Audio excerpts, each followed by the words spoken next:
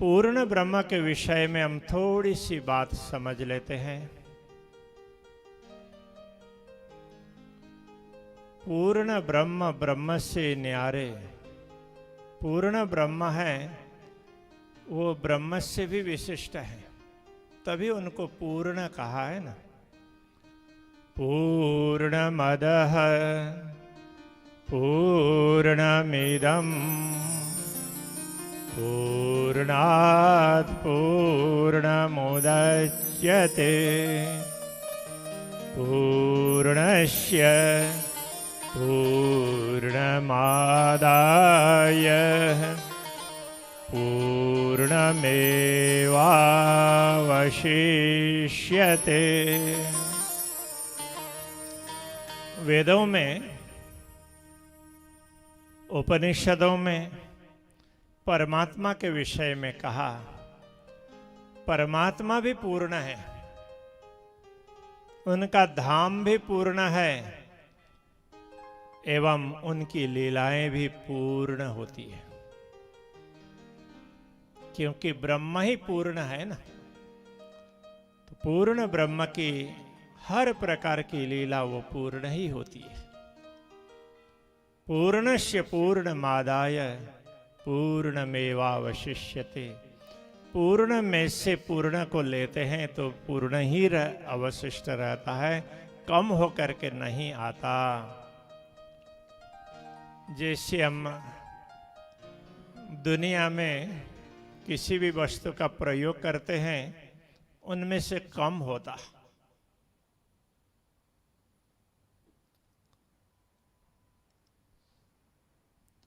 जैसा जैसा प्रयोग करते हैं कम होगा। घर परिवार में कभी अनाज ले आते हैं तो आपने 10 किलो का चावल का बैग ले लिया। अब जैसे जैसे आप उपयोग करेंगे, जितना बड़ा परिवार है, कभी कोई 200 ग्राम, 300 ग्राम, 500 ग्राम जितना भी यूज करते होंगे, तौल करके तो नहीं करेंगे, अंदाज से करते। तो किसी का बड़ा घर होगा, तो बड़ा परिवार होगा, तो वे किलो भी प्रयोग करते होंगे एक बार में। तो ऐसे आप कुछ दिन करेंगे तो बैग खाली मिलेगा। पहले दिन भी आपने थोड़ा सा भी निकाल लिया, उतना तो कम हो ही गया। जबकि इस प्रकार की स्थिति दुनिया में ही होती है, ब्रह्मधाम में ये स्थिति नहीं होती है। ब्रह्मधाम पूर्ण है, तो पूर्ण में से पूर्ण को कुछ लेते हैं तो मूल में भी वो रहता ही है। इसीलिए पूर्ण ब्रह्म परमात्मा की शक्ति दुनिया में आती है, तो पूर्ण ब्रह्म अपने धाम में है ही, उनकी शक्ति थोड़ी सी आती है, वो भी पूर्ण ही कहलाती है। तो ऐसे पूर्ण ब्रह्म परमात्मा दिव्य परम धाम में विभिन्न प्रकार की लीलाएं करते हैं। उनके धाम की लीला नित्य निरंतर होती है, वो विशिष्ट प्रकार की। वही पूर्ण ब्रह्म परमात्मा जब नश्वर जगत में लीला करें, प्रायः तो वो अक्षर ब्रह्म को सौंप देते हैं। अक्षर ब्रह्म उनके ही अंश है। परमधाम में वो अपने लीला करते हैं, उसको निज लीला भी कहा है।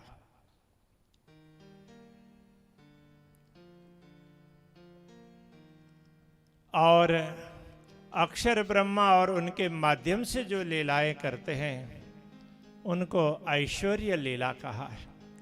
तो ऐश्वर्य लीला का वे विस्तार करते हैं अक्षर ब्रह्म के माध्यम से। तो अक्षर ब्रह्म के ऐश्वर्य लीला वो है तो पूर्ण ब्रह्म की ही, उसका वो विस्तार करते हैं। तो उसमें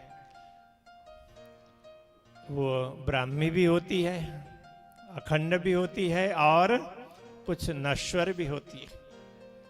अखंड में तो अपने धाम में वो अपने लीला करते हैं, पूर्ण ब्रह्म के दर्शन करते हैं।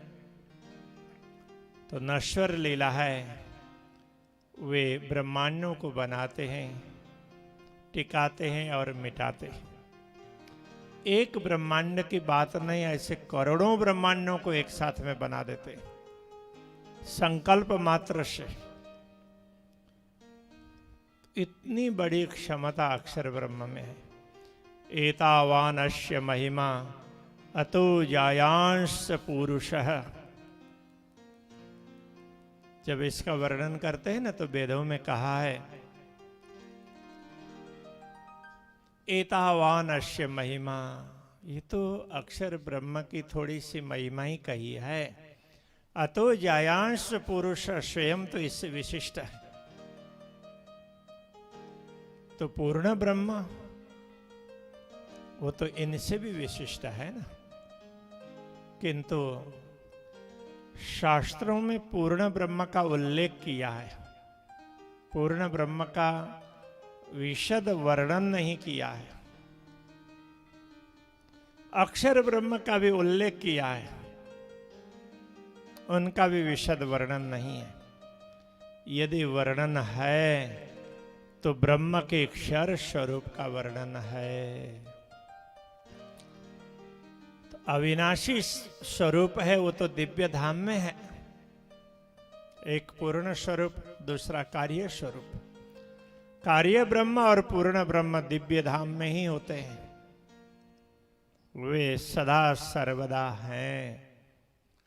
जब कार्य ब्रह्म ब्रह्मांडों को बना लेते हैं तो उस समय ब्रह्मांड के अनुसार अपने अपने शक्ति को भी उसमें प्रवेश करवाते। उस स्वरूप को ब्रह्म का अक्षर स्वरूप कहा है। एक ब्रह्मांड की बात करते हैं तो एक ब्रह्मांड में मुख्य होते हैं वो भगवान नारायण, वे अक्षर स्वरूप है। ऐसे असंख्य ब्रह्मांड है तो अक्षर स्वरूप भी असंख्य है अक्षर स्वरूप, किंतु असंख्य है। उनमें से एक ब्रह्मांड की बात करते हैं तो अक्षर स्वरूप भगवान नारायण। तो भगवान नारायण का स्थूल स्वरूप है ये संपूर्ण ब्रह्मांड। उनके स्थूल स्वरूप को ही विराट पुरुष ऐसा भी कहा है।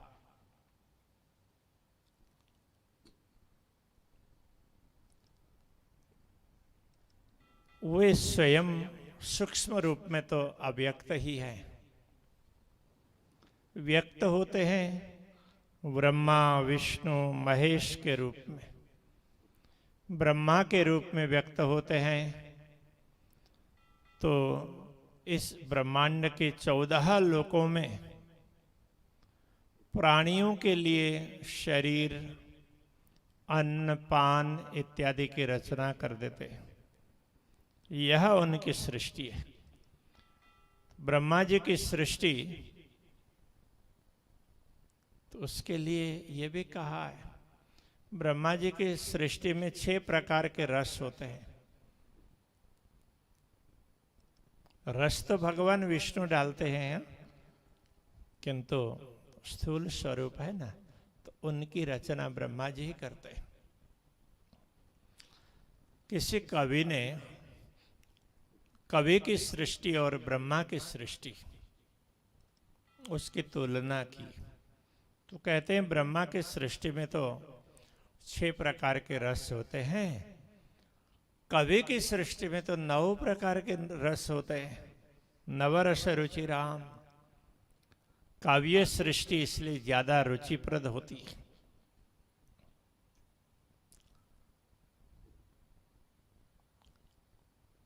जो भी हो, काव्य सृष्टि अभी काव्य का प्रसंग नहीं है, किंतु ब्रह्मा जी इस प्रकार से सृष्टि करते हैं, वो सृष्टिकर्ता कहलाते हैं।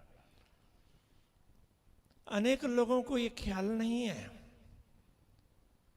वे समझते हैं कि ब्रह्मा जी शायद ये ब्रह्मांड को ब्रह्मा जी बनाते होंगे। ऐसा नहीं, ब्रह्मांड को बनाने वाले तो अक्षर ब्रह्मा है, कार्य ब्रह्मा है।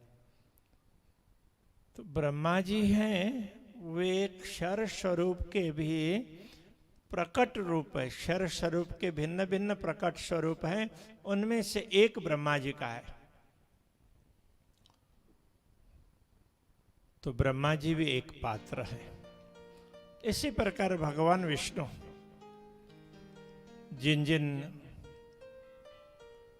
शरीरों की रचना ब्रह्मा जी ने की, उनमें प्राण डाल देने का काम भगवान विष्णु करते हैं।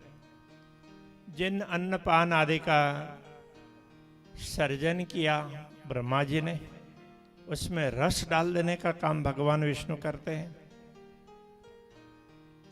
तो इसीलिए कहते हैं अन्नम ब्रह्मा रसो विष्णु हो। भगवान शंकर क्या करते हैं? तो सबको पचाने का, प्राणियों को भी पचाना, पचाने का तात्पर्य उनको किनको इस सर्कल में से बाहर कर देना है। जैसे कोई खेल होता है तो अंपायर बजा देता है, तो किसी को आउट करना है तो आउट कर देता है। करता वो नियम के अनुसार ही, किंतु कभी कभी खेलने वाले को पता नहीं होता है। जब अंपायर रेफरी बजाता है और उसको बाहर कर देता है तो वो बेचारा दुखी होता है।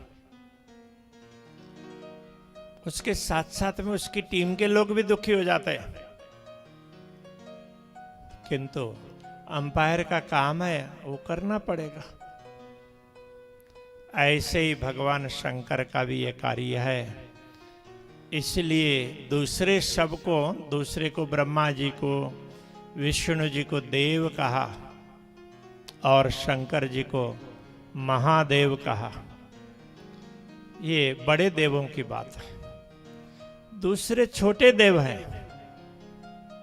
वे इंद्र वरुण वगैरह छोटे देव हैं। ये सब ब्रह्मा जी की सृष्टि में, भगवान विष्णु के कार्य में, भगवान शंकर के कार्य में सहयोग पहुंचाने के लिए।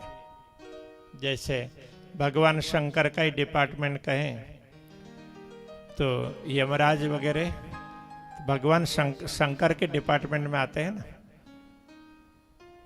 तो ब्रह्मा जी के डिपार्टमेंट में दूसरे आएंगे, क्योंकि उनका कार्य एक बार कर दिया, हो गया। भगवान विष्णु को बार बार आना जाना पड़ता है। तो अनेक देवता लोग भगवान विष्णु की सेवा में होते हैं। तो इंद्र, उपेंद्र, इस प्रकार से अलग अलग देवता हैं। देवताओं के संदर्भ में भी एक बहुत बड़ी भ्रांति दुनिया में चलती है। अनेक लोगों ने उसको ऐसे कैरियन किया। उसको विस्पष्ट रूप से समझना बहुत आवश्यक है। कहते हैं देवता 33 कोटि है। कोटि शब्द के भिन्न भिन्न अर्थ होते हैं। कोटि शब्द का एक अर्थ करोड़ भी होता है, दूसरा अर्थ प्रकार भी होता है। किसी व्यक्ति को कहा ये तो उच्च कोटि का है, तो उससे क्या समझना चाहिए? वो उच्च प्रकार का, उच्च कक्षा का है। वहां पर करोड़ अर्थ नहीं करना होता है। अनेक लोगों ने करोड़ अर्थ कर दिया, इसलिए कह दिया देवी देवता तो 33 करोड़ हैं। अब 33 करोड़ देवी देवताओं का कहीं पर नाम नहीं है।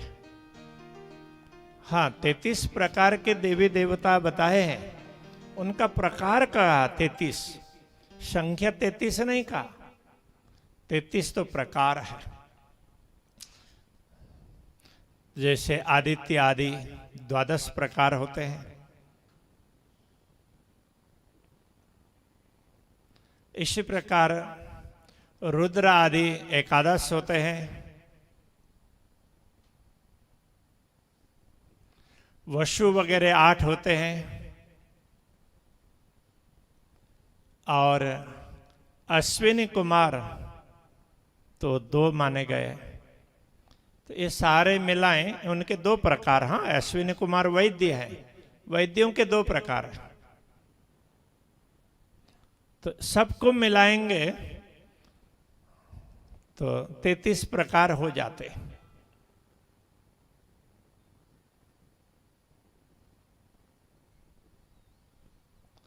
किंतु लोगों ने उसका अर्थ संख्या में लगा दिया और फिर वही चलता गया, कभी विचार नहीं किया। क्योंकि हम लोग ज्यादातर अध्ययन वगैरह कम करते हैं, यदि सुन भी लिया तो भी मनन तो नहीं करते। तो उसके हिसाब से हम सुनी सुनाई बात पर चल पड़ते हैं। ये हमारी बहुत बड़ी भूल है, पूरी दुनिया में ये भूल चलती है। इसलिए महामती श्री प्राणनाथ जी ने कहा, चलो जुग जायरी सुध बिना, सुध बिना, सुध बिना, चलो जुग जायरी सुध बिना। दुनिया में युगों युग बीत गए हैं समझदारी के बिना, ऐसे जा रहे हैं, युगों युग बीत गए। कभी किसी ने विचार नहीं किया। किसी ने विचार किया होगा तो वो बात आगे नहीं बढ़ी। जो बात आगे बढ़ी, लोगों ने उसको फैलाया, वो भ्रांति फैलाई, सही बात नहीं फैलाई। समय समय में सही बात समझाने के लिए महापुरुषों का अवतरण होता है। ऐसा नहीं कि एक ही बार आते हैं। परमात्मा को जब लगता है तो वो व्यवस्था कर देते हैं। ये सारी व्यवस्था पूर्ण ब्रह्म को करने की भी आवश्यकता नहीं पड़ती है, वो तो अक्षर ब्रह्म ही कर देते हैं। तो इस जगत में ज्ञान भी आता है तो ब्रह्मा जी के माध्यम से। इसलिए वेदों के संदर्भ में कहा कि ब्रह्मा जी के चतुर्मुख से 4 प्रकार की शिक्षा प्राप्त हुई, 4 प्रकार का ज्ञान प्राप्त हो गया। वही 4 वेद हैं, ऐसा माना। मान सकते, मानने में कोई आपत्ति नहीं है। फिर भी दुनिया में कभी कभी ब्रह्म ज्ञान के विषय में अक्षर ब्रह्म को कुछ न कुछ व्यवस्था करती रहनी पड़ी है। तो कभी कभी तो वे भगवान विष्णु के माध्यम से ज्ञान देते हैं, कभी कभी भगवान शंकर के माध्यम से देते हैं। ब्रह्मा जी के माध्यम से तो मिला ही ना, तो इसलिए वहां पर ब्रह्मा जी का नाम नहीं लिया। कभी सनकादिक जैसे ज्ञानी महापुरुषों, उनके द्वारा ज्ञान भेजते हैं। कभी भक्ति भेजते हैं, सुखदेव जी जैसे महामुनि, उनके द्वारा। सुखदेव जी भक्त हैं, महामुनि हैं। वे कितने ही युग में हुए हैं। ऐसा होता है, आज भी हजारों हजारों वर्षों से जी रहे हों, ऐसे योगी लोग मिलेंगे, जब चाहें वो प्रकट होंगे।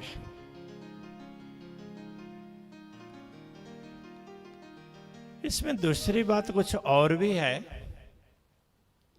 योगी लोगों की जिनकी बात की, तो वो तो शरीर को लेकर के रहते हैं। कुछ चेतनाएं ऐसी होती है, उन्होंने अच्छा कार्य किया, अब उनको जन्म मृत्यु के चक्र में आने की आवश्यकता नहीं है।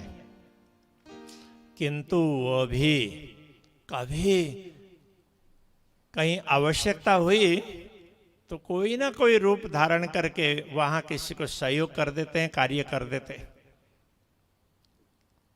तो चेतना जब शरीर को छोड़ देती है,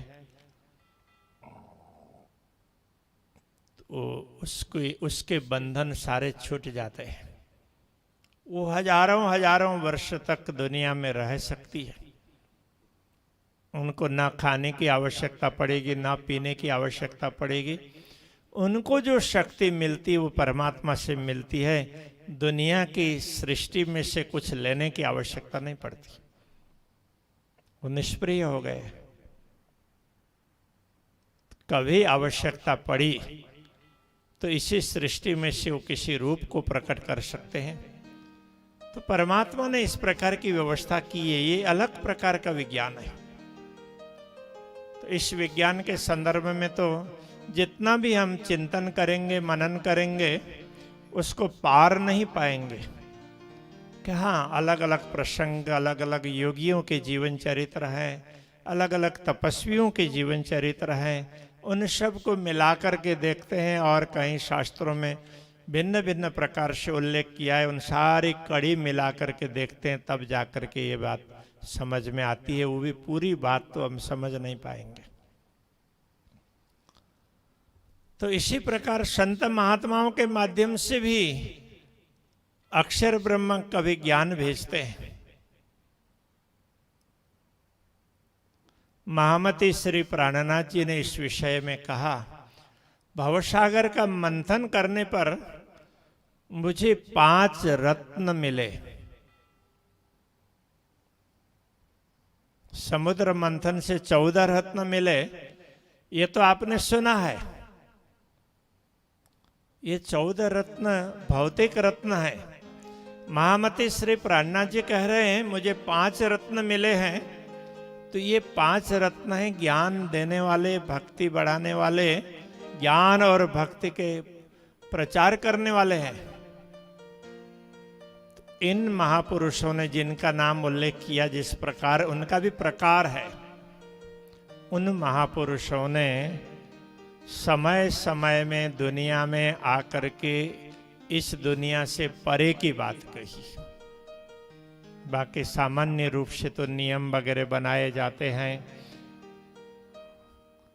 दुनिया की व्यवस्था के लिए। उनमें कहीं कहीं विशेष बात होती है, वो किसी विशेष प्रसंग में बताई हुई होती है। वैसा प्रसंग ही अखंड को बताने वाले होते हैं।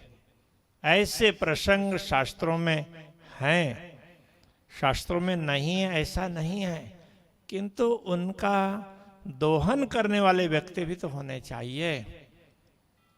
उनका मनन करने वाले, चिंतन करने वाले, अनुशीलन करने वाले भी चाहिए।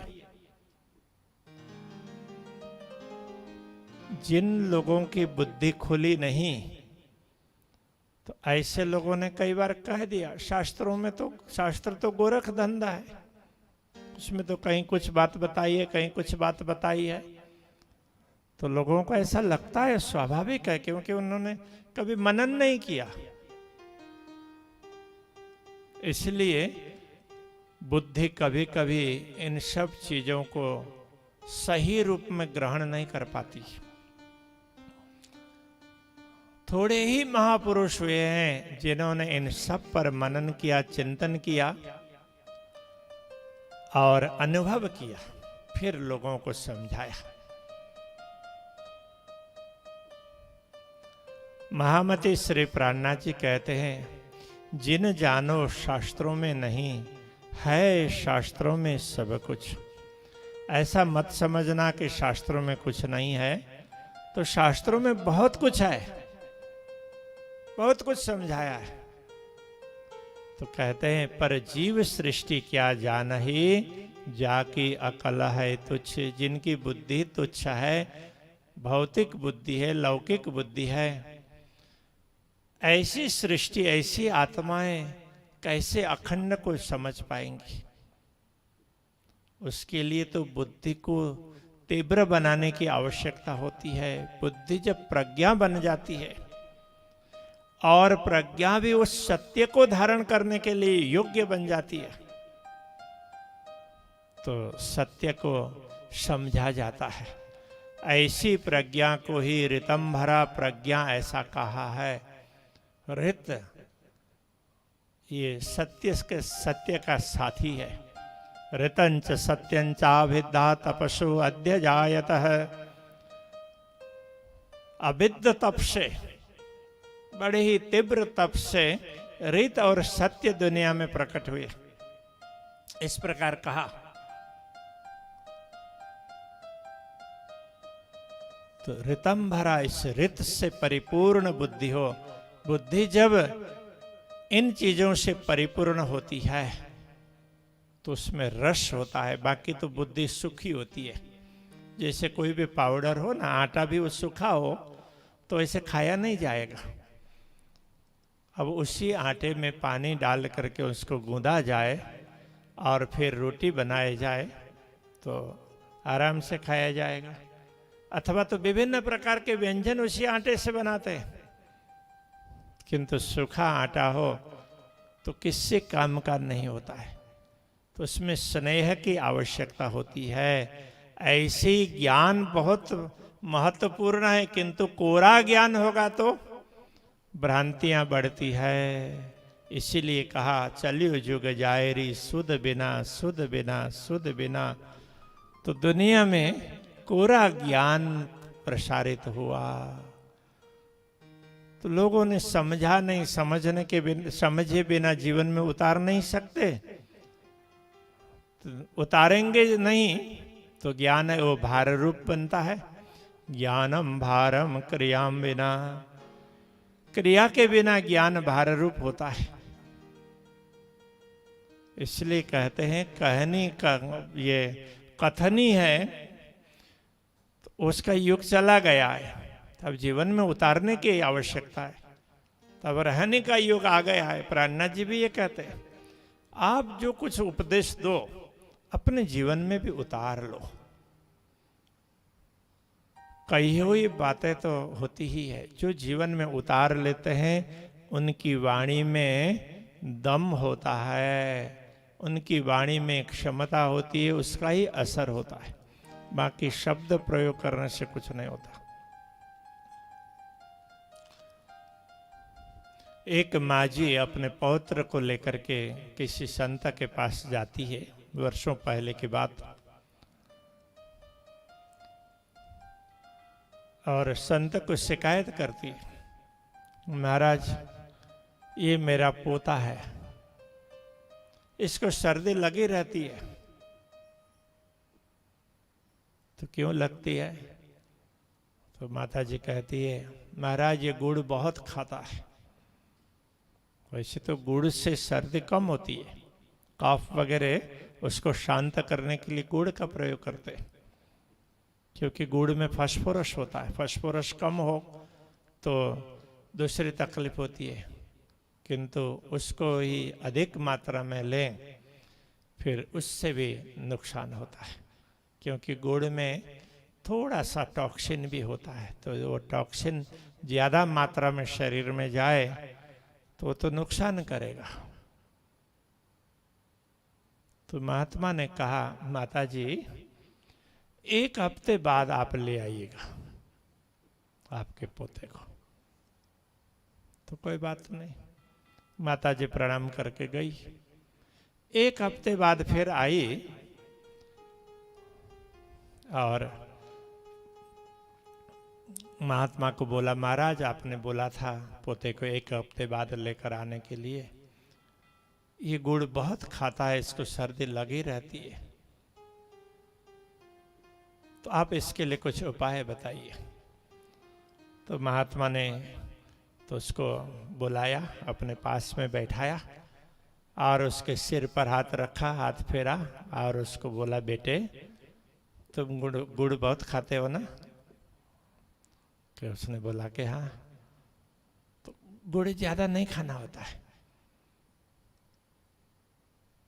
अब नहीं खाएगा ना? अब नहीं खाना, ज्यादा नहीं खाना होता है, ज्यादा नहीं खाएगा तो सर्दी नहीं लगेगी। तो बच्चे ने माना कि हाँ नहीं खाऊंगा। और फिर उन्होंने बोला बस माताजी आपका काम हो गया, आप जाइए। तो माताजी को बड़ा आश्चर्य होता है, वो पूछती है महाराज इतनी बात कहनी थी, यही करना था तो उसी दिन क्यों नहीं कर देते? तो इसके लिए आपने एक हफ्ते बाद दोबारा बुलाया। तो महात्मा कहते हैं, माता जी ऐसे बोलने से नहीं होता है। उस समय मैं भी गुड़ खाता था और मैं भी गुड़ खा करके बैठा था।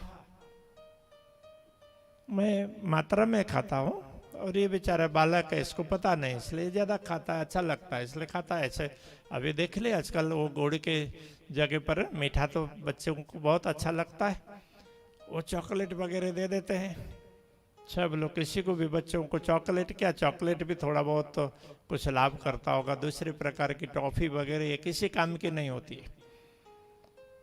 कई बार हम लोगों के पास में भी ला कर रख देते हैं, हमें भी दे देना पड़ता है। किसी का जन्मदिन है तो कुछ ले आए, कभी किसी का कुछ, ये ऐसे किसी काम की चीजें नहीं है। लेकिन ये ज्यादा खाते हैं तो बच्चों के दांत देख लीजिए, दांत की वृद्धि होती ही नहीं है। उससे फास्फोरस की कमी होती है, कैल्शियम कम होता है। तो शरीर जिस प्रकार से बढ़ना चाहिए, खास करके स्नायु और हड्डियां, तो वो बढ़ नहीं पाती, तो दांत इस प्रकार खराब होते हैं और शरीर भी कमजोर होता है। तो ये तो बच्चों का स्वभाव है, उनको तो मीठा खाना अच्छा लगता है, तो उनको समझाना पड़ता है। किंतु कौन समझा सकता है? तो महात्मा कहते, माता जी मैं गुड़ खा करके ही बैठा था और आप आ गई, तो मैं गुड़ खा करके बैठा हूं और बेटे को, बच्चे को कहूं कि गुड़ नहीं खाना, तो उसका प्रभाव होगा क्या? केवल बोल देने से नहीं चलता है। तो मैंने 7 दिन तक गुड़ नहीं खाया। जिस दिन मैंने आपको बोला 7 दिन बाद ले आना, तब से मैंने गुड़ मुंह में नहीं डाला। तो इसलिए आज बोल रहा हूं, तो इस बच्चे को असर पड़ा, अब नहीं खाएगा ये। तो बस ये बात होती, ज्ञानम भारम क्रियाम बिना। जीवन में नहीं उतारते हैं तो ज्ञान भार रूप बनता है। इस प्रकार ये ज्ञान है, ज्ञान तो है शास्त्रों में, किंतु उसको समझना, मनन करना, जीवन में उतारने के लिए प्रयत्न करना, ऐसा करने वाले लोग गिनती के रह गए। तो जो लोग करते हैं उनका असर होता है। जो लोग मात्र परोपदेशे पांडित्यम, दूसरों को उपदेश देने में ही उनका पांडित्य है, तो उपदेश तो बहुत देंगे किंतु उसका असर नहीं होता है। आज आप देख लीजिए, मीडिया के माध्यम से कथाएं हो, दूसरी हो, पूरी दुनिया में फैल जाती, कितने कार्यक्रम होते हैं। अभी तो ठीक है, लॉकडाउन है तो लोग इकट्ठे नहीं हो सकते हैं, बाकी धार्मिक कार्यक्रम भी बड़े बड़े होते हैं, तो उनमें से कितने लोगों को असर होता है। तो वहाँ सब लोगों को असर हो उसके लिए तो करते ही नहीं है, तो उसमें ज्यादा तो मनोरंजन होता है।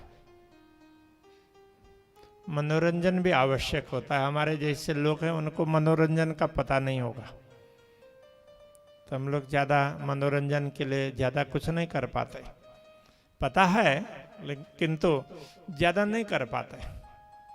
मनोरंजन के बाद बुद्धिरंजन होता है, तो बुद्धि समझ ले, वो बुद्धि रंजन है। और प्रसन्न हो, कभी कोई बात, जिज्ञासु कोई व्यक्ति हो और कोई बात उसको समझ में न आ रही हो और कहीं किसी से कुछ सुनने से समझ में आ गई, तो उसको इतनी प्रसन्नता होती है।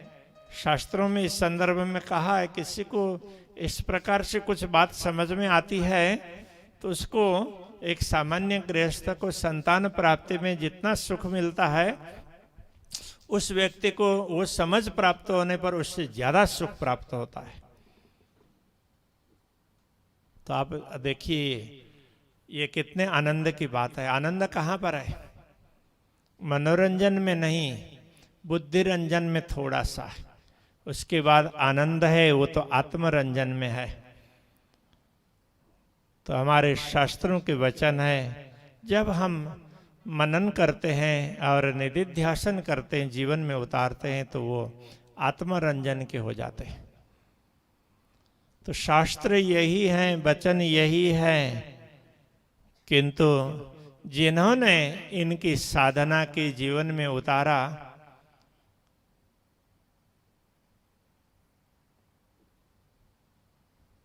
तो उनसे शास्त्रों का विवेचन हुआ। जिन्होंने जीवन में उतारा नहीं, उन्होंने उपदेश भले दिया हो, किंतु उसका असर दुनिया में नहीं हुआ। तो आज असर कम हो रहा है, उसका कारण ये है कि हम लोग जीवन में कम उतारते हैं। तो इसलिए ज्ञान दुनिया में बहुत है, तो कभी कभी कुछ महापुरुषों के द्वारा उसी ज्ञान को और स्पष्ट करके समझा दिया जाता है। जैसे श्रीमद् भगवत गीता में श्री कृष्ण जी अर्जुन को कहते हैं कि देखो, तुम्हें मैं जिस योग की बात कर रहा हूं ना, यह मैंने पहले भी कहा था, सूर्य को कहा था। सूर्य ने मनु को कहा, मनु ने इक्ष्वाकु को कहा। इस प्रकार से ये योग है, परंपरागत रूप से आगे बढ़ता गया, किंतु जैसे जैसे समय बढ़ता गया तो समय काल क्रम में नष्ट हो गया। तो आज मैं तुम्हें पुनः बता रहा हूं। तो अर्जुन को तो बड़ा आश्चर्य हुआ, आप तो हमारे सामने अभी हैं, पहले कैसे कहा?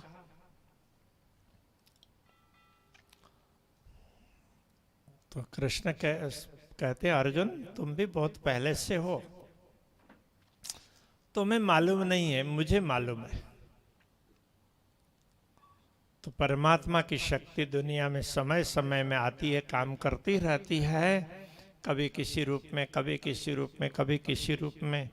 तो किस किस रूप में कर सकती है और करती आई है, उनको महामती श्री प्राणनाथ जी ने बताया कि भवसागर का मंथन करने पर मुझे 5 रत्न मिले हैं। तो ये 5 प्रकार से मनन करने वाले लोग दुनिया में आए। ये केवल 5 ही हैं ऐसा नहीं है, 5 ये प्रकार है इनका। समय समय में परमात्मा ऐसे भेजते हैं और अविनाशी धाम का ज्ञान प्राप्त होता है। तो शास्त्रों में अविनाशी धाम का ज्ञान है, उल्लेख किया है, किंतु उसको समझने समझाने वाले लोग हैं, कभी कभी होते, हमेशा नहीं होते। तो समझना और समझाना ये भी बहुत आवश्यक है। अभी हम लौकिक दृष्टि से देखते हैं, जब भारत में मुगलों का आक्रमण नहीं हुआ था, अथवा मुगलों ने भारत की सत्ता हथियाई नहीं थी, तो उस समय भारत का जीडीपी 33% था, हो सकता है उससे ज्यादा हो, 34% था। ये तो आज अनुमान लगा रहे हैं, इतना समृद्ध था। तो कितना मुगलों ने लूटा, उसका कोई पारावारी नहीं है। उसके बाद भी फिर भी 800 साल तक लूटते रहे, फिर भी समृद्धि थी। अंग्रेजों ने जब सत्ता हथियाई, तब भी भारत की जीडीपी थी वो 22%। अंग्रेज जब छोड़ करके गए तो भारत की जीडीपी विश्व के सामने 2% भी नहीं रही। अब आप देख लीजिए अंग्रेजों ने कितना लूटा होगा और मुगलों ने कितना लूटा होगा। उसके बाद भी आज भी लूटपाट चल ही रहा है। जो लोग इस लूट को रोकने के लिए प्रयत्न करते हैं तो उनके सामने विभिन्न प्रकार के लोग लगे हुए होते हैं। लूटपाट ये सब चल रहा है दुनिया में, यही चल रहा है। यदि यही देश, तो अभी तो इसके भी टुकड़े टुकड़े काफी हो गए हैं, तो ये सारा क्षेत्र भारतवर्ष,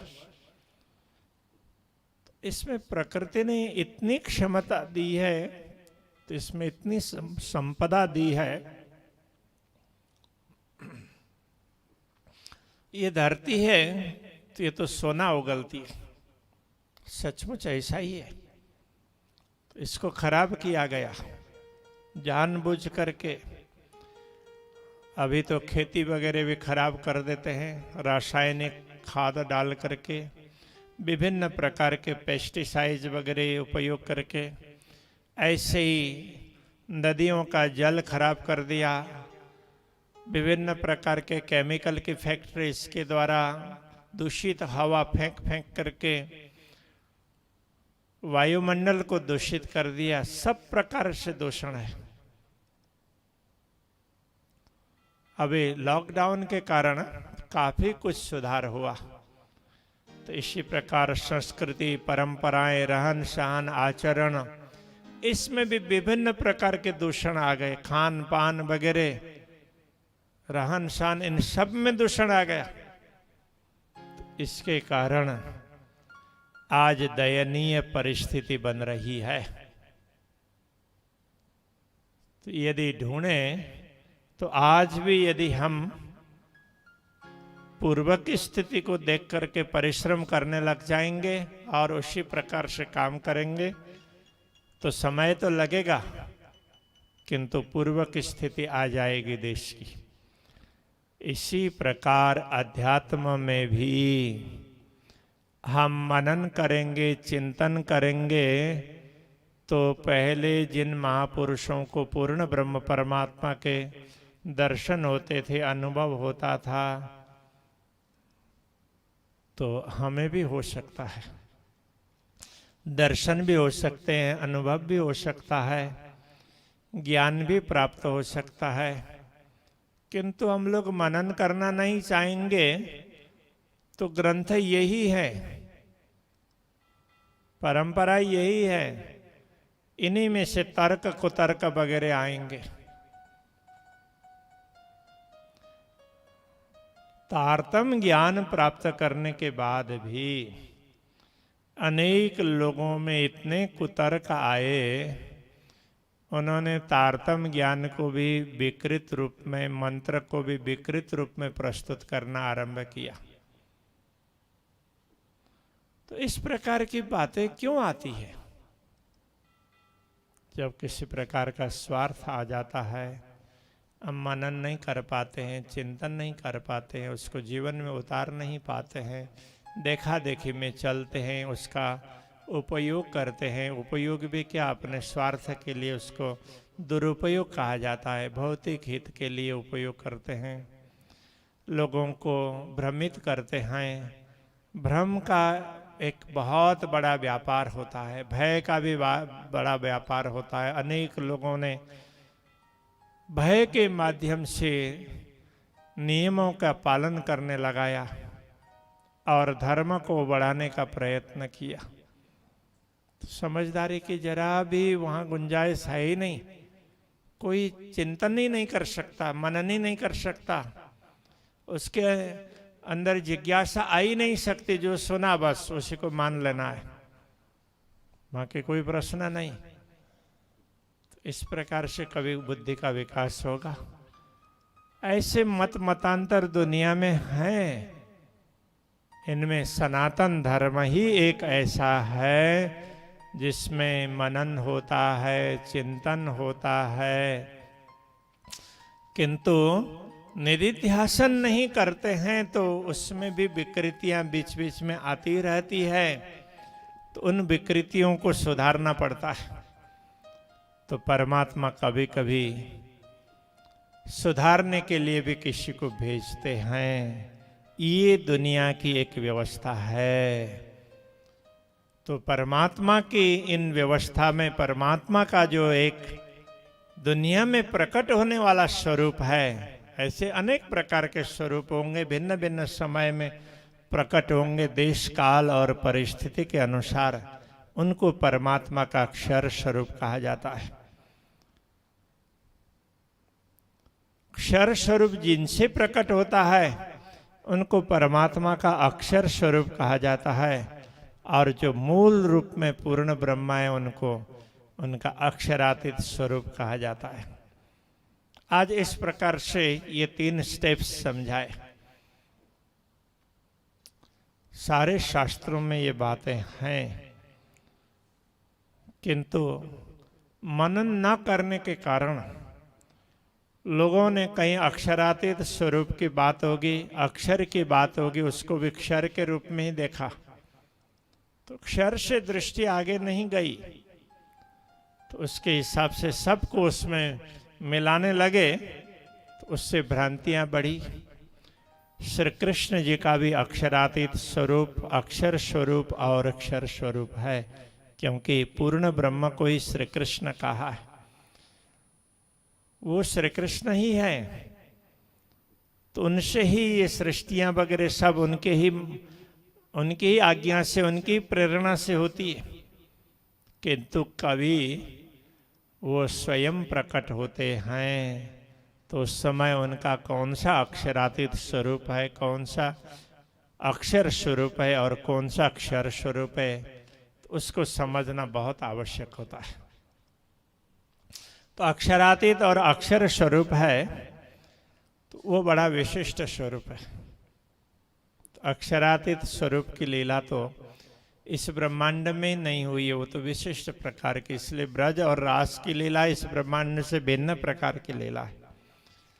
अनेक लोगों को ये पता नहीं, इसलिए बुद्धिवादी लोग तो स्वयं को ज्ञान मार्ग में हम हैं ऐसा कहने वाले लोग भी कई बार चूक जाते हैं। अलग अलग समय के प्रसंग हैं, कथानक के माध्यम से भले ही समझाया गया हो, उपनिषद भी तो कथानकों के माध्यम से समझाए गए हैं ना। तो इतिहास, पुराण, तो इन सब की आवश्यकता है। हाँ, तो उनमें ये पराधीन काल में, इतने बड़े कालखंड में अनेक लोगों में उसमें काफी कुछ क्षेपक डाल दिया है, इसलिए कई शास्त्रों में कुछ बातें हैं वो थोड़ी सी नहीं होनी चाहिए, उस प्रकार की जोड़ दी गई है। तो यथार्थ रूप में ये सारे शास्त्र हैं काम के हैं, सारे ही महत्वपूर्ण है। तो बस उनमें से उनका दोहन करना होगा, और दोहन करके उनका शोधन करना होगा, उनमें से सारी लेना होता है ना। जैसे औषधियाँ भी होती है, सारी वनस्पतियाँ औषधि है। नास्ति मूलम अनौषधम, औषधि बिना की कोई वनस्पति नहीं है, किंतु सारी वनस्पति को सीधा सीधा खाने लग जाएंगे तो नहीं होगा ना, तो उनका शोधन करना पड़ता है। शोधन करने के तरीके हैं, तो आयुर्वेद में इस प्रकार के अनेक तरीके ऋषियों ने बताए। उन तरीकों से शोधन करते हैं तो बड़ा उनसे काम होता है, बड़ा लाभ प्राप्त होता है। जैसे एक छोटा सा चूना है, लाइमस्टोन, चूने की बहुत बड़ी आवश्यकता है। शरीर में कैल्शियम की पूर्ति चूने से बहुत अच्छी तरह से होती है।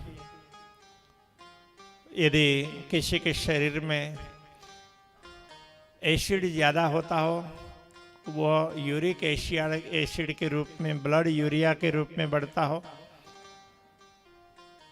तो उसको कम करना हो तो एसिड को कम करने के लिए क्षार की आवश्यकता होती है। क्षार सबसे ज़्यादा चूना में है, हाँ वनस्पतियों में भी है।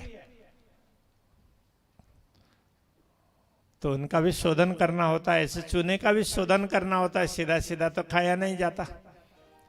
तो आजकल जो चूना मिलता है तो ट्यूब के माध्यम से, ट्यूब में, तो वो सीधा वो समुद्र में से जो ये सीप वगैरह, सीप मतलब अंग्रेजी में नहीं, वो छोटे छोटे कीड़ों के वो रहने के वो होते हैं ना, तो जिससे शंख वगैरह भी बनते हैं, तो उनको इकट्ठा करके उनको पीस करके बनाते हैं। तो सारे तो समुद्र के जीवों के घर है, तो वो मर जाते हैं तो उनका उपयोग कर सकते हैं, किंतु कई बार वो इकट्ठा करते हैं तो जीते हुए को भी पीस देते हैं, तो वो भी वेजिटेरियन तो नहीं हुआ। इसलिए वेजिटेरियन चूना ढूंढना हो तो बहुत ढूंढना पड़ता है। जो लाइमस्टोन में से तैयार करते हैं तो वही वेजिटेरियन माना जाता है, बाकी तो उधर से तैयार होता है, अच्छा होता है, चूना के रूप में, कैल्शियम के रूप में काम बहुत करेगा, किंतु वह शाकाहारी नहीं माना जाता। तो काम की वस्तुएं बहुत हैं, तो दुनिया में बहुत सी चीजें हैं शरीर को लाभ देने वाली, किंतु उनका शोधन होता है। ऐसे ही हमारे शास्त्र है, इनका भी शोधन होता है। जो मनन चिंतन करते हैं, कई बार समझ में नहीं आती है तो गुरुजनों के पास जाते हैं, कहीं ऐसा संयोग नहीं मिला तो परमात्मा को तो प्रार्थना करके पूछ सकते हैं, उनको प्रार्थना करें। यदि हमें किसी को भ्रमित करने के लिए, किसी के प्रति प्रभाव जमाने के लिए, लौकिक स्वार्थ के लिए हमारा भाव नहीं होगा, तो हम विनम्र भाव से जानने के लिए, समझने के लिए, मार्गदर्शन के लिए परमात्मा से प्रार्थना करेंगे, तो इन्हीं शास्त्रों का रहस्य परमात्मा कभी किसी न किसी रूप में बता देते हैं। वो किसी समय हो, ध्यान में हो, स्वप्न में हो, किसी भी समय पर हो सकता है। जब बुद्धि एकाग्र हो जाती है, इधर उधर मन भटकता नहीं है, मन भी एकाग्र हो जाता है, तो उस समय ये बातें खुलने लग जाती है। तो हर किसी को तो नहीं खुलती है, जिनके अंदर शुद्धता है उनको खुलती है। बाकी इस प्रकार की चर्चा करना भी कभी कभी भयावह होता है। फिर लोग सोचेंगे कि लोग उसी का फायदा उठाना चाहते हैं। तो हमारे सामने भी ऐसे कई लोग आते हैं, बोलेंगे कि हमें ये अनुभव हुआ, वो अनुभव हुआ। वास्तव में कोई अनुभव नहीं होता है, वो मात्र प्रभावित करने के लिए प्रयत्न कर रहे हैं। पता होते हुए भी सुन देना पड़ता है। तो कई बार हम लोगों को भी कचरा पेटी, डस्टबिन अथवा गार्बेज ऐसा बनना पड़ता है। लोग ला करके अपना कचरा उसमें डाल देते हैं, कोई बात नहीं, डाल दो और आप फ्री होकर के चले जाओ। तो किसी भी साधक को, किसी भी संत को ये बनना पड़ता है। तो उनमें से कोई ना कोई जिज्ञासु मिलते हैं, तो जिज्ञासु मिले तो उनको देना होता है। इसलिए पार्वती को समझाते हुए भगवान शंकर कहते हैं कि देखो, ब्रह्म ज्ञान होता है तो जानबूझ करके, समझ करके किसी योग्य व्यक्ति को देना होता है। तो इसलिए वेदों में मंत्र भी है, विद्या हवै ब्राह्मण माजगामः। तो कहते विद्या ब्राह्मण के पास आकर के कहती है, ब्राह्मण का तात्पर्य जो ब्रह्म को जानता है, ब्रह्म ज्ञानी है, वो ब्राह्मण है। कुल में जन्म लेने से नहीं, योग्यता से, तो उसके पास विद्या आती है, अवतरित होती है। ज्ञान का अवतरण होता है, विद्या का अवतरण होता है। और फिर वो विद्या क्या कहती है, तुम कुपात्र को मत देना, योग्य व्यक्ति को देना, ताकि वो स्वार्थ के लिए उपयोग ना करे। अनेक लोगों के पास में भौतिक विद्या भी विशिष्ट प्रकार की होती है। यदि वे अपने स्वार्थ के लिए प्रयोग करेंगे तो वो शक्ति उनके पास नहीं रहेगी। जो लोग मैली विद्या उसका उपयोग करते हैं, यदि वह भी सफल तभी होती है जब किसी के उपकार के लिए, लोक कल्याण के लिए उपयोग करते हो। यदि कोई अपनी प्रतिष्ठा के लिए, दूसरों को नुकसान पहुंचाने के लिए कुछ करते हैं तो कदाच एक आध बार कहीं सफलता मिली तो मिली, बाद में उनके ऊपर ही पड़ जाती है। वो तो आ बैल मुझे मार, इस प्रकार की स्थिति होती है।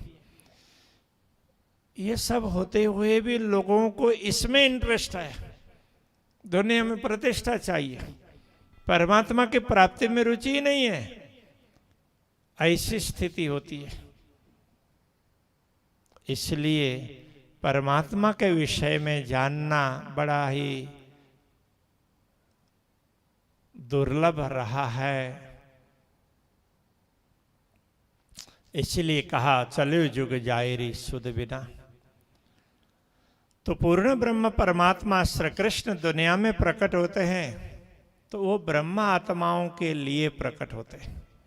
एक ब्रह्म आत्माओं के लिए, दूसरा अक्षर ब्रह्म को परमधाम की लीला समझाने के लिए, और ब्रह्म आत्माओं को अक्षर के खेल में दुख सुख कैसा होता है ये समझाने के लिए। तो इसी प्रकार अक्षर स्वरूप श्री कृष्ण गोलोकीनाथ दुनिया में प्रकट होते हैं तो वो ब्रह्मा विष्णु महेश जो कार्य नहीं कर पा रहे हैं उनको सहयोग पहुंचाने के लिए, दुनिया की व्यवस्था कर देने के लिए, क्योंकि उनकी ड्यूटी ही इस प्रकार से है। तो पूर्ण ब्रह्म परमात्मा के द्वारा ब्रज और रास की लीला हुई, तो अक्षर ब्रह्म ने उन सारी लीलाओं को अखंड किया, और अक्षर ब्रह्म के द्वारा गोलोकीनाथ के द्वारा कंस का उद्धार हुआ। और भगवान विष्णु के आगमन का कारण, तो भगवान विष्णु अक्षर स्वरूप वो पूर्ण रूप से आए। बाकी हर सर्ग में 24 बार उनका दुनिया में आना होता है मृत्यु लोक में, किंतु प्रत्येक सर्ग में वो वैकुंठ छोड़ करके नहीं आते। जो अखंड के हैं, गोलोकीनाथ हो, पूर्ण ब्रह्म परमात्मा हो, वो तो अखंड है। वो दुनिया में आते हैं तो उनकी शक्ति आती है, वो मूल रूप में वहीं होते हैं, वहां से कम होकर के नहीं आते। किंतु भगवान विष्णु तो अक्षर स्वरूप है ना, तो वहां से अलग अलग समय में शक्तियां भेजते हैं, किंतु कभी पूर्ण रूप से उनको आना हो तो वैकुंठ छोड़कर आना पड़ता है। श्री कृष्ण के रूप में प्रकट होते हैं तो वैकुंठ छोड़ करके आते हैं। इसीलिए कहा एते चांस कला पुंसः कृष्णस्तु भगवान स्वयं।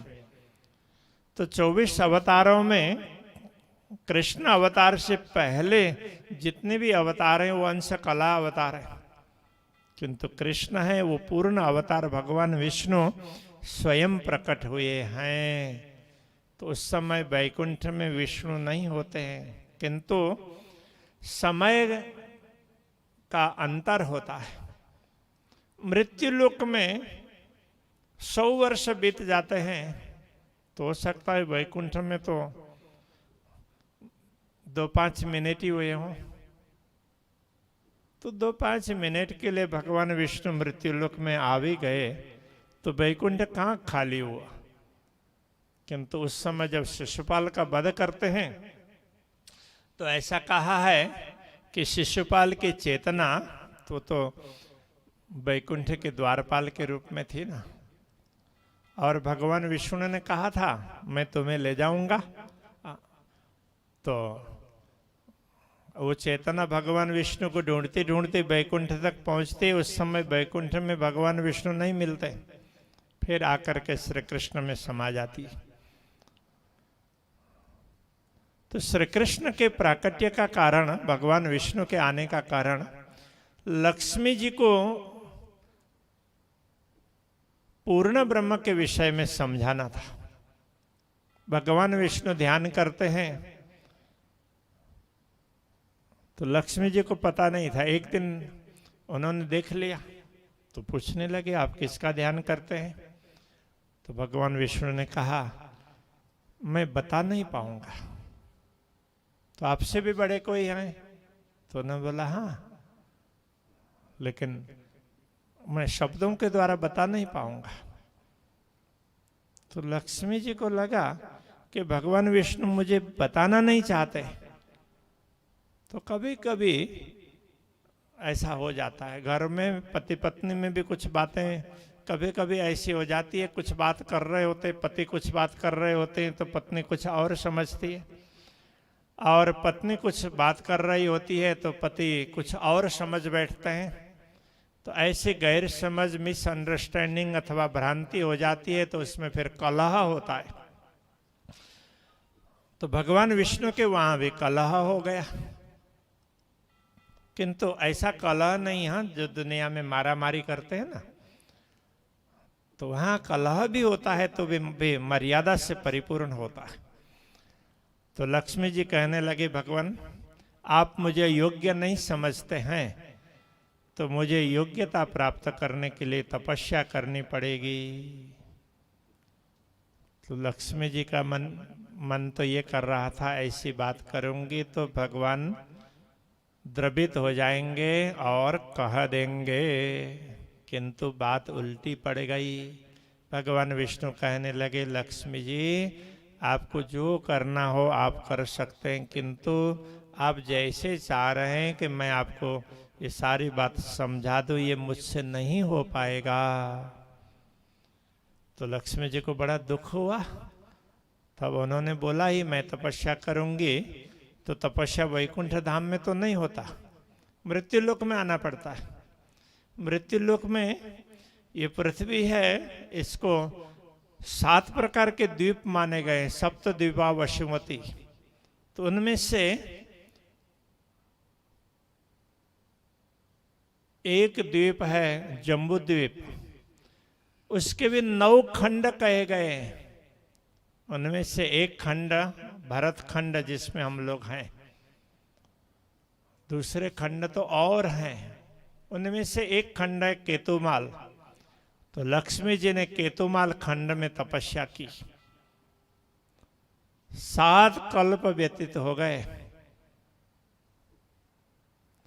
तो लक्ष्मी जी के पिताजी को चिंता हो गई, ब्रह्मा जी को चिंता हो गई, दोनों मिलकर के भगवान विष्णु के पास चले जाते हैं। तो कहते हैं आप तो महान हैं, लक्ष्मी जी को तो ख्याल नहीं है, फिर भी आप कृपा तो अब आपको ही करनी पड़ेगी। तो कहते मेरा कोई दोष नहीं है, लक्ष्मी जी तो अपने आप चली गई है। तो कहते हैं चलो चलते हैं अपने। तो वहां जाकर के लक्ष्मी जी को मनाते। तो कोई बात नहीं, चलिए। तो तीनों जने लक्ष्मी जी जहाँ तपस्या कर रही थी वहाँ आए। लक्ष्मी जी को भी लगा कि अब भगवान द्रवित हो गए हैं, अब बताएंगे। तो उन्होंने भगवान का अभिवादन किया।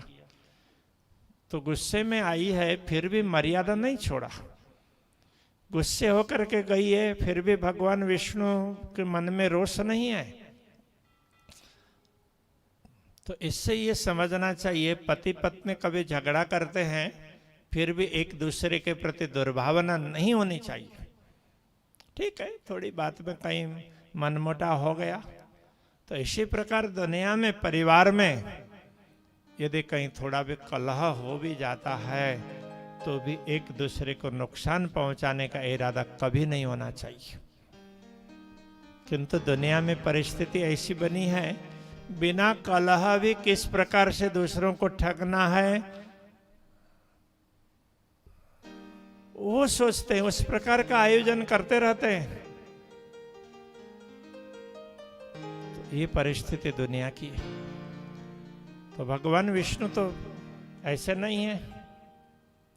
तो भगवान विष्णु साथ में आए। तो क्षीर सागर ने ब्रह्मा जी ने कहा लक्ष्मी जी, लक्ष्मी जी ने और उन्होंने आग्रह किया ही था। तो भगवान विष्णु कहने लगे कि लक्ष्मी जी बहुत हो गए, आपने तपस्या भी कर ली, अब चलो। तो लक्ष्मी जी कहती है भगवान मेरी बात वही है, जो आपको बताना है वो बता दीजिए। तो भगवान विष्णु ने कहा, लक्ष्मी जी आपने अभी तो 7 कल्प तप किया है, यदि आप 21 कल्प तक तप करेंगे, ये कल्प है ना काल गणना के लिए है, तो कभी इस विषय में चर्चा होगी तो वो कुछ इस विषय में कभी बात करेंगे। 21 कल्प तक तप करेंगे तो भी जो बात मेरे मुंह से नहीं निकलेगी, शब्द के द्वारा व्यक्त नहीं हो सकता, उसको मैं कैसे बता पाऊंगा। किंतु आपको जानना है ना, तो मैं किसी अभिनय के माध्यम से बता दूंगा। तो ब्रह्मा जी कहने लगे, बस बस लक्ष्मी जी आपका काम हो गया। क्षीर सागर ने भी कह दिया, काम हो गया पुत्री। तो लक्ष्मी जी ने भी सोचा कि चलो कोई बात नहीं, भगवान बता तो रहे हैं, भले न शब्दों के माध्यम से ना बताएं, अभिनय के माध्यम से बता देंगे। तो लक्ष्मी जी भगवान विष्णु के साथ चली गई, फिर उनको घर में पहुंचा करके क्षीर सागर, और ब्रह्मा जी भी चले गए। फिर उनका जैसा रूटीन का कार्य है उस प्रकार चलता रहा। तो लक्ष्मी जी को वचन दिया था, तब उस वचन पूर्ण करने के लिए भगवान विष्णु को भी मृत्यु लोक में आना पड़ा। कई बार कुछ कार्य करना होता है तो उसके लिए मृत्यु लोक में आना पड़ता है, क्योंकि मृत्यु लोक है वो कर्म भूमि है। तो भगवान विष्णु भी पूर्ण रूप से आए, तो लक्ष्मी जी रुक्मिणी के रूप में आई। तो द्वारका में राज्य स्थापना करने के बाद में श्री कृष्ण जी लक्ष्मणी जी का रुक्मिणी जी का हरण करते हैं, और माधवपुर है तो समुद्र के किनारे में माधवपुर है, पोरबंदर से भी थोड़ा सा सोमनाथ के तरफ आता है। तो वहाँ माधवपुर में कहते हैं कि रुक्मिणी जी और श्री कृष्ण जी का विवाह रचाया गया। तो उस समय विवाह के समय पर जैसे माता बहनें होती है तो वो गीत वगैरह गाती है, तो उस समय वहाँ के बहनों ने श्री कृष्ण जी की ब्रज लीला, रास लीला, उनका गायन चालू कर दिया। तो वो सुन करके लक्ष्मी जी और भगवान विष्णु दोनों बैठे हुए थे, उसमें भगवान विष्णु जरा तो ऐसे लुढ़क गए। तो लक्ष्मी जी को लगा कि क्या हो गया, क्या हो गया। तो लक्ष्मी जी ने उठाया, तो उठाने के बाद में तो भगवान शांत हो गए। तो शांत होने का मतलब प्राण गए ऐसा नहीं, हाँ, तो सब ठीक ठाक हो गया। तो उस समय भगवान ने कहा, लक्ष्मी जी आपको जानना था ना, मैं ध्यान करता हूं तो ये लोग जो गा रहे हैं ना, जिस लीला का गायन कर रहे हैं उस लीला, वो लीला जो करते हैं उनका मैं ध्यान करता हूं। उस प्रकार से समझाया। तो लक्ष्मी जी समझ गई। महामती श्री प्राणनाथ जी ने इस पर स्पष्टीकरण किया, देखो असुरों के उद्धार के लिए आना होता तो कंस के उद्धार के लिए तो कर नहीं सकते थे, बाकी असुरों के लिए उनको स्वयं को आना नहीं पड़ा। कभी किसी न किसी रूप में उनकी शक्तियां आती रही और उन्होंने असुरों का उद्धार किया। तो भगवान राम में कौन सी कम शक्ति थी, तो उनमें कितना बड़ा पराक्रम था। तो इस प्रकार से दुनिया का कार्य तो चलता रहा था, किंतु भगवान विष्णु को पूर्ण रूप से आना पड़ा। तो वह लक्ष्मी जी को अपने ध्यान की स्थिति, ध्यान में किस स्वरूप का ध्यान करते हैं वो समझाना था, उसके लिए आए, इस प्रकार कहा गया है। और ये ब्रज लीला है, तो ये तो इस प्रकार की लीला तो पूर्ण ब्रह्म परमात्मा कभी करते हैं। तो ऐसी लीला परंपरागत रूप से दुनिया में चलती है। हर सर्ग में ऐसी लीला नहीं होती है। तो हर सर्ग में भगवान विष्णु को इस प्रकार से आना नहीं पड़ता। किंतु पूर्ण ब्रह्म परमात्मा कभी कभी दुनिया में कुछ कार्य करते हैं। गोलोकीनाथ कभी आते हैं तो किसी विशेष प्रसंग में आते हैं। उन प्रसंगों का उल्लेख है, ये समय समय पर शास्त्रों में हुआ है। तो उन बातों को ध्यान से रखना बहुत आवश्यक होता है। तो ये बात समझाने के लिए श्री कृष्ण पूर्ण रूप से आए और लक्ष्मी जी को समझाया। तो हम लोगों ने ब्रज रास की लीला श्री कृष्ण जी की दुनिया की सुन ली।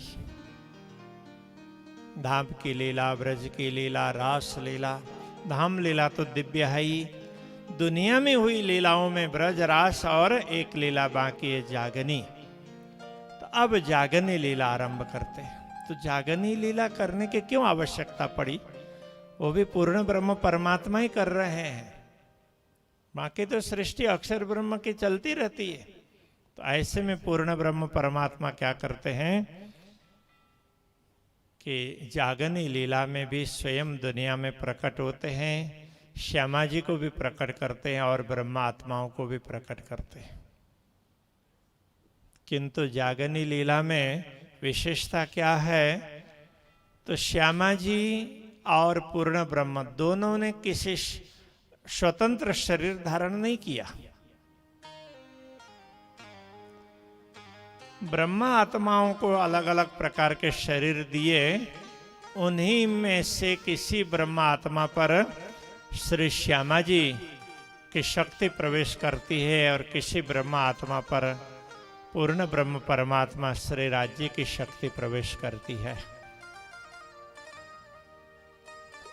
तो उनको ही सुंदरबाई सखी और इंद्रावती सखी कहा है। तो वो ब्रह्मा आत्मा है। तो ब्रह्मा आत्माओं को भी दुनिया में शरीर प्राप्त होता है। तो कैसे आत्माओं का शरीर प्राप्त होता है? तो वो स्वयं शरीर धारण करती हो ऐसा नहीं है। जैसे ड्राइवर के साथ गाड़ी मिलती हो, उस प्रकार से कोई जीव उत्तम प्रकार के जिन्होंने जन्म जन्मांतर में अच्छे कार्य किए हो, तो ऐसे जीव जिस शरीर को धारण कर रहे हैं, तो उनमें फिर ब्रह्म आत्माओं की सुरता का प्रवेश होता है, शक्ति का प्रवेश होता है। तो ब्रह्मा आत्मा को जन्म मृत्यु के चक्र में जाना नहीं पड़ता है। जन्म मृत्यु का चक्र उनको होता है। जिनको जन्म लेने की आवश्यकता नहीं है, फिर भी उनको मुक्ति के लिए मार्गदर्शन प्राप्त होना है। इसलिए ऐसी आत्माएं दुनिया से पार जाने के लिए फिर मनुष्य तन में आती है, उसमें ब्रह्म आत्माओं का प्रवेश होता है। तो उस बात को उपनिषदों में कहा है कि एक वृक्ष में दो प्रकार के पक्षी हैं। एक पक्षी है कर्म फल का उपभोक्ता रहता है, मतलब वृक्ष के फलों को खाता है, और दूसरा देखता रहता है। कहते हैं ये शरीर रूपी वृक्ष में दो प्रकार के पक्षी हैं। तो एक जीव सृष्टि है, जीव आत्मा है कि जो जन्म जन्मांतर से कर्म के अनुसार शरीर धारण करते हैं, और एक दृष्टा आत्मा है, वो ब्रह्मधाम से वैसे ही आती है सुरता के रूप में। उनका मूल तो ब्रह्मधाम में होता है, उनकी शक्ति अथवा अंतःकरण की वृत्ति है वो आती है, वो धारण करती है। तो वो दृष्टा बन करके काम करते हैं। तो ब्रह्म आत्माएं हमेशा दृष्टा होती है। ब्रह्म आत्माओं के सहयोग के लिए अक्षर ब्रह्म ने ईश्वरी सृष्टि को भी साथ में रखा है। तो ब्रजमंडल में कुमारिकाओं के रूप में थी, तो इधर मृत्युलोक में फिर जागनी लीला में भी वो भिन्न भिन्न शरीर धारण करके बैठी है भिन्न भिन्न स्थान में। तो इस प्रकार ये जागनी लीला में ब्रह्म आत्माएं भी भिन्न भिन्न स्थान में भिन्न भिन्न रूप में प्रकट हुई है।